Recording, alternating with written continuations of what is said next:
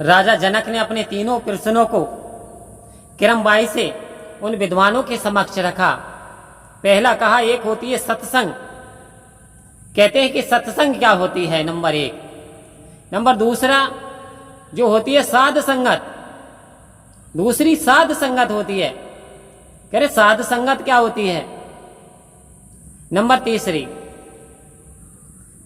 कह रहे संगत, तीसरी होती है संगत।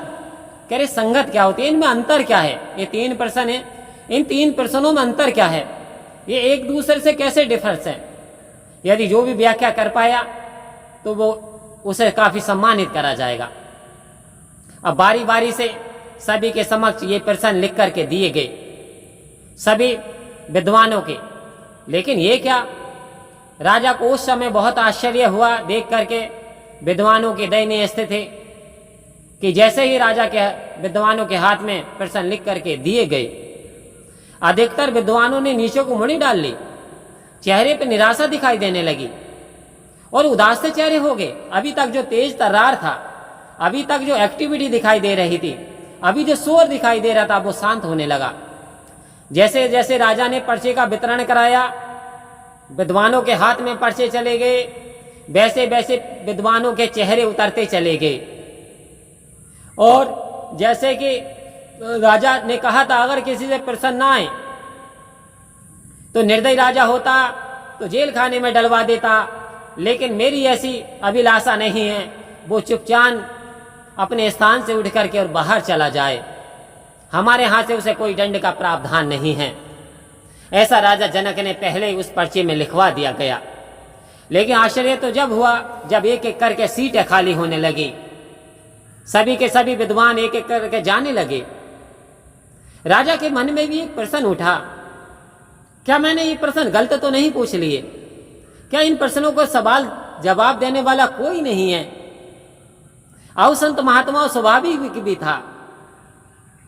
जिस समय धनुष बाण जो स्वयंवर रचा गया था तो उस समय भी ये निराशा आ गई थी, जब क्यों तोड़ने वाला नहीं है, क्या मेरी बेटी सीता का स्वयंवर नहीं विवाह होगा ही नहीं।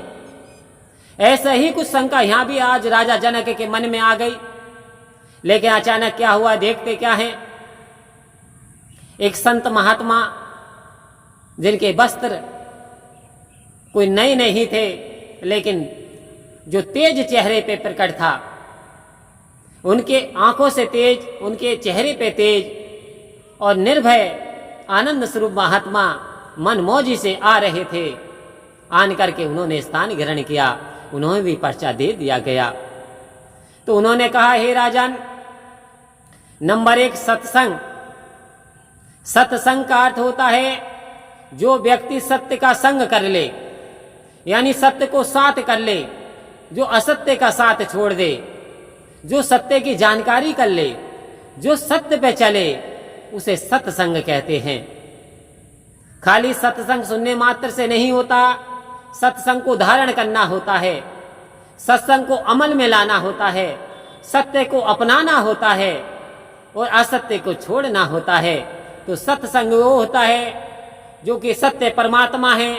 जो व्यक्ति परमात्मा का संग कर लेता है, समझ लिए वो सत्संग कर रहा है। जिसे परमात्मा की नॉलेज जानकारी है, उसने सत्य का संग कर लिया है। तब उन्होंने एक प्रश्न का जवाब दिया, राजा थोड़े संतुष्ट हुए। दूसरा कहा कि फिर साधु संगत क्या है, साध संगत क्या है। ये साध संगत, एक तो सत्संग हो गई, नंबर दूसरा साध संगत। कह रहे साध संगत वो होती है साध प्लस संगत, जो व्यक्ति साधुओं की संगत करता है, जो व्यक्ति नेक इंसानों की संगत करता है, जो व्यक्ति सज्जनों की संगत करता है, जो प्राणी अच्छे व्यक्तियों की संगत करता है, उसे साध संगत कहते हैं। साध से सदा हुआ व्यक्ति, जो कि अपने मन को अडोल नहीं होने दे, जो अपनी ज्ञानेंद्रियों पर विजय प्राप्त कर ली होती है, जो अपनी इंद्रियों को साध लेता है, उसे साधु कहते हैं, साध संगत कहते हैं। राजा के चेहरे पे थोड़ी खुशी प्रकट हुई। तीसरी बात पूछी, संगत क्या होती है। तो कहें जैसी करोगे संगत वैसी आएगी रंगत। कह रहे संगत का एक उदाहरण देता हूं राजन। संगत ऐसी होती है, संगत इंसान को बर्बाद भी कर देती है और संगत इंसान को आबाद भी कर देती है, संगत इंसान को मालामाल भी कर देती है। एक संगत ऐसी होती है राजन, एक जगह जुआरी जुआ खेल रहे थे। एक लड़का विद्यालय से जाकर के वहां रुक गया और रुक करके उसने देखा कि उन्होंने बहुत सारा पैसा कमा लिया और उन्हें मेहनत भी नहीं करनी पड़ी। अब लड़का बीच में रोज आन करके वहां खड़ा हो जाता जुआरियों के पास में और धीरे धीरे वो सीखने लगा। कह रहे यहाँ तो बिना मेहनत के पैसा आता है। धीरे धीरे बच्चे का पढ़ाई में मन न लगा और उसने घर से कुछ पैसे चुराए और वो भी खेलने लगा।